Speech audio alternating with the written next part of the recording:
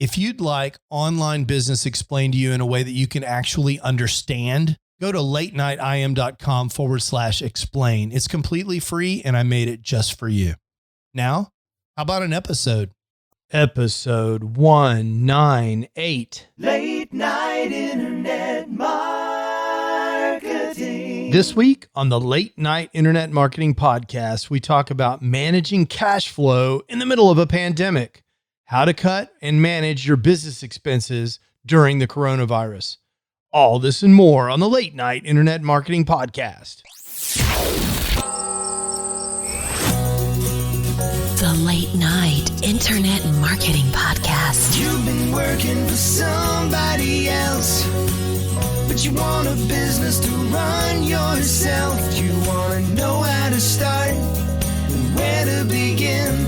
Can you get out your comfort zone, my friend? Yes, you can do it right when it's late at night. At the end of the day, your dreams burning inside. So keep it up and you will find that you're building your business one night at a time.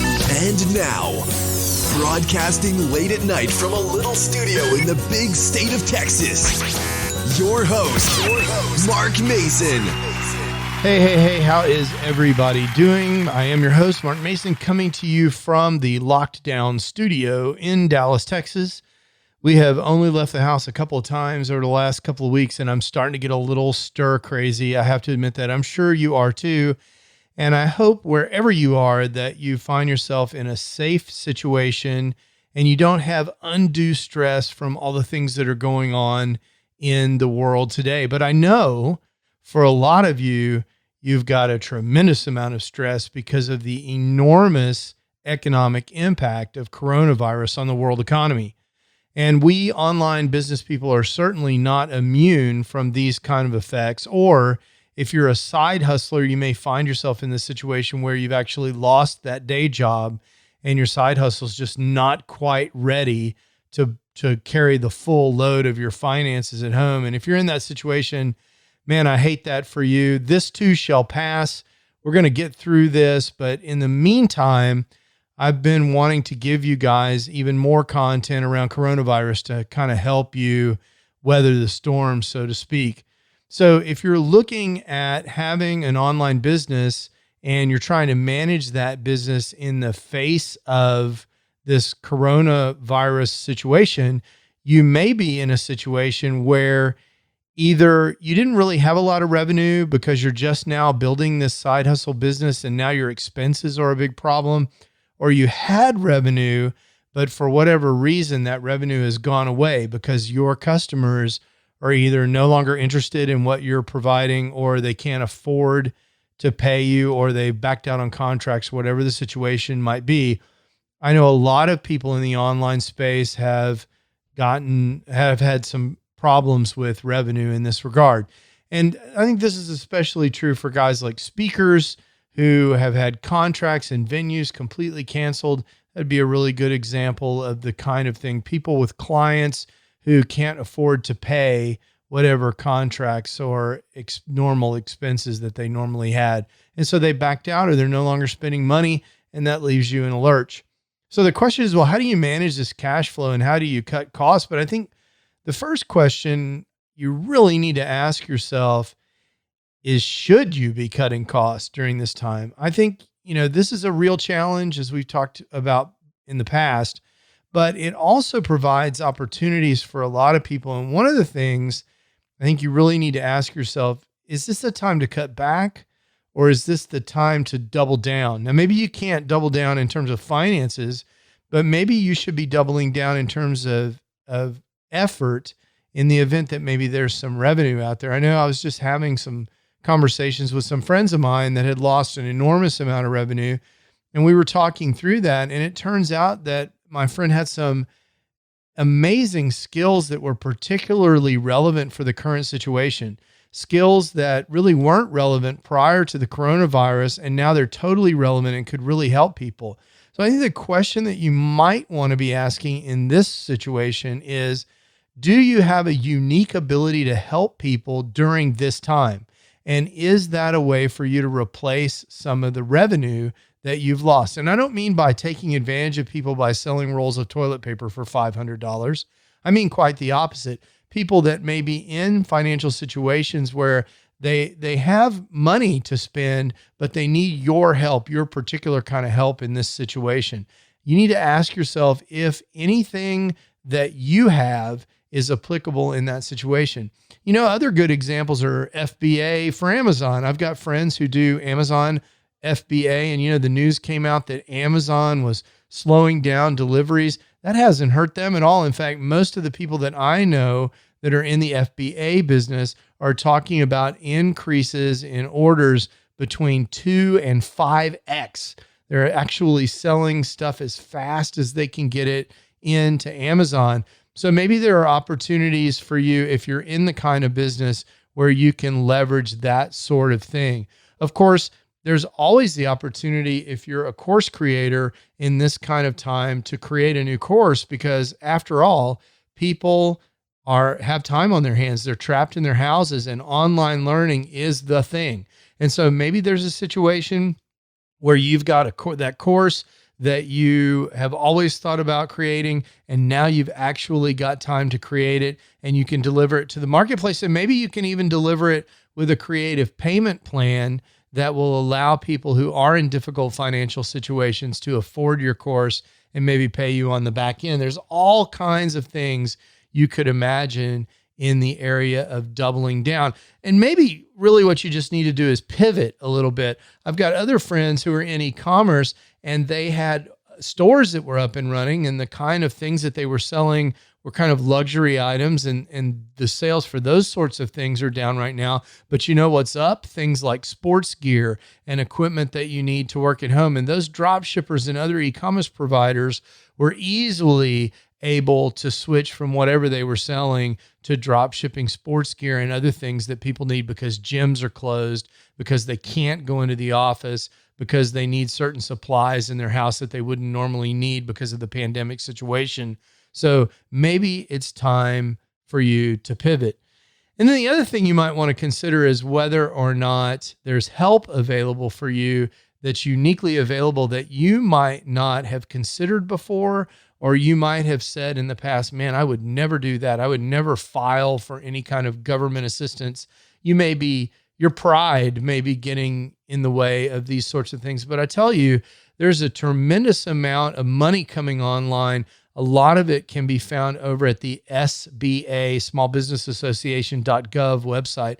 All kinds of different loans and grants and other kinds of things that you can apply for to help replace employees' salaries, to help you manage cost of inventory, to help you deal with lost revenue. There's all kinds of things coming online even as we speak. Even my bank, Chase, reached out to me today to say, hey, we're in touch with the government. We've got all these programs available for you. Here are the links that you need. And so talk to your banker, go to SBA.gov and see what's available to you. In some cases, there's even, at least to my understanding, going to be loans that are forgivable, that will be made available to online business people in some situations.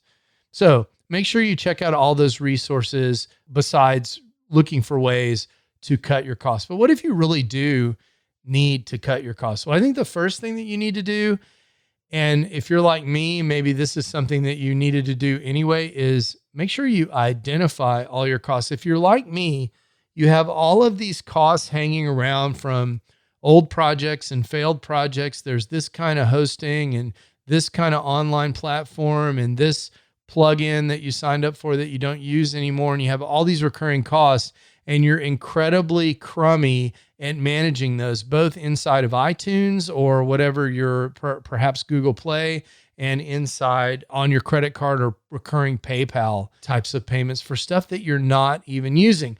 Or in some cases, maybe you'll find that once you get all of your costs identified, that you have actually got things that are overlapping, or maybe there's a cheaper solution.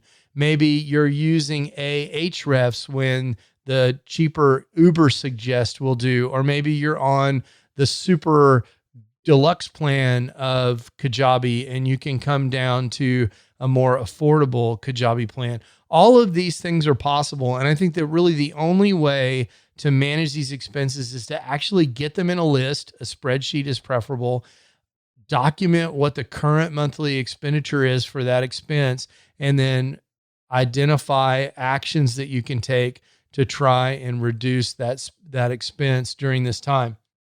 You know, another thing you can do is you can ask for forbearance on some of these costs. I've heard a lot of people that are going to their service providers and say, hey, look, I am unable to pay this. If you can't help me, I'm going to have to cancel it, but I'd rather not. Is there some kind of deal we can work out to get to a lower payment amount or to skip a payment for a couple of months or something like that? So be sure you're asking for that. I think a lot of people, especially solo entrepreneurs, tend to be a very proud bunch, and maybe you might find it very hard to ask for that kind of assistance. But I think this is a really unusual situation. Don't let pride get in the way of correctly managing your business. I'm not suggesting that you shirk your financial responsibilities, but if you're trying to decide between folding up your shop or asking for help, I think you really need to seriously consider asking for a little bit of help. By the way, Google came out today or maybe a couple days ago, last week even, talking about if you do end up folding up your shop or stopping business during the pandemic, maybe the kind of business that you do is really not viable. Maybe you're an online, or maybe you're a personal fitness trainer and you can't do face-to-face training right now. If you're doing something like that and you have the idea that you might want to shut down your website to save money, Google really recommends that you not do that. They recommend rather that you do things like disable the cart functionality, post information to explain to your customers what's going on, maybe update your structured data. Like if you're using structured data such as products or books or events, make sure to adjust it so that it reflects the current availability of your products. That goes double for your Merchant Center feed. If you're in Google Merchant Center, make sure that you're updating your data in such a way that it shows that your products are not available if they're not available. And tell Google about your updates by making sure that your sitemap is up to date and you can go into the Google search tool and ask it to recrawl your site to make sure these updates are there. This will help your customers understand what's going on and will help you preserve your search engine rankings and other Google-related ranking signals during this crisis. The last thing you want to do is shut off a website completely, have it totally de-indexed during this crisis, and then try to come back from that at a later time. I think that's a really hard thing to do when there's no reason that you should make your situation worse by sending Google the signal that you're out of business and they should take away your search engine rankings that you've hard fought won over the last 5 years. So that's all well and good, but what if you need money now? Well, I have a resource that I've mentioned before, and I want to point out to you again. If you go to latenightim.com/start, I have this free product that I've had for years that talks about how to get started with an online business. And of course, one of the things about online business is that with very few exceptions, it's difficult to make money quickly. However, inside that free giveaway product at latenightim.com/start, you will find a bonus video on ideas for how you can make money today online. And so if you have spare time on your hands and you're looking for ways to make money, there are the obvious things that have popped up like personal shopping, but there are other things that you can do on the computer and online. And some of those are outlined in that bonus video. Again, that's at latenightim.com/start. I know this is a very difficult time. I hope you find some of these ideas helpful. I hope that you're able to survive this crisis and come out strong on the other side. I will give you a positive thing to think about. People who figure out a way to navigate this, stay strong, and continue to invest in their business so they have a running start whenever things start to return to normal will be at a tremendous advantage. I think this is particularly true for online business people. And the reason is simple. This worldwide event with millions of people under lockdown in front of their computers is causing a sea change in the way people think about online education, online business, online shopping. All of these things are changing. People who have never done things online before, like my mom, who's buying her groceries online now, has an app from Kroger on her phone so she can buy her groceries. People that have never done that before are doing that for the first time. They're learning online for the first time, and God knows they're using Zoom for the first time. No one even ever heard of Zoom 3 years ago, and now that's all anyone is talking about. Zoom is such a big deal. It's on the local news. People are talking about things that are going on with Zoom hacking. I mean, not too long ago, no one except us geeks even knew what Zoom was, right? So I think it's really important that if it's possible for you to power through this, to invest during the downturn, to gain market share during the downturn, to feed your tribe during the downturn, if you can do that, you are going to come out of this like a rocket ship. And that's what I want to encourage you to do, is to double down right now. Yeah, you might need to cut some costs, and I hope I've given you some helpful tips. But what I really want you to do is invest. And maybe that means investing your time, investing your mind share, investing your energy when you don't have as much money as you normally would have had. But whatever you can do, find ways to invest, find ways to match what's going on in the market and take advantage of the situation, not of the people, to try and help people make it through this. And I think you'll love the way you end up when you come out of this. Be safe, wash your hands, and don't touch your face. Ciao.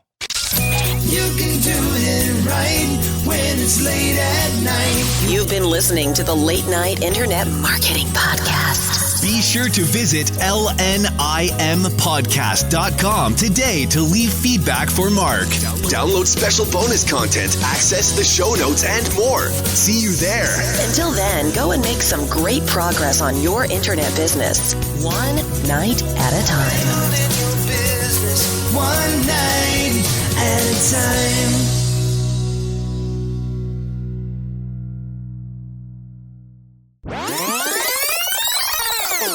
All right, so the craziness continues, and I think that we're just going to keep here. I'm going to stay here with you. We are going to be here. The Late Night Internet Marketing Podcast is going to be with you here every week, and we're going to talk our way through this and see what we can do to make things great. I'm doing taking advantage of some things online. I've got my e-commerce business up and running. Maybe we'll talk about that next week.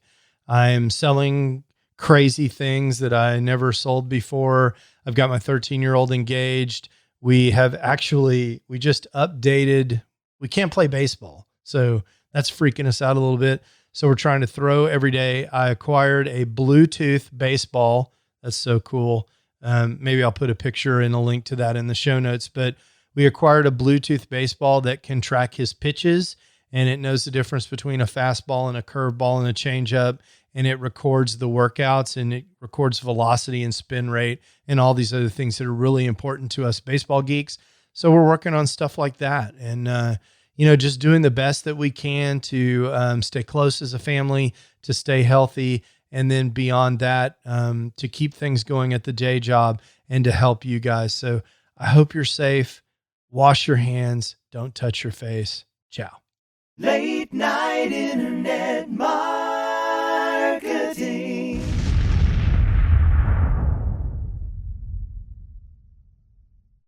Hey, it's Mark again. I wanted to tell you one more time about this absolutely free resource that I have for helping people who are trying to get the big picture for internet marketing, actually get started and understand what all their choices are.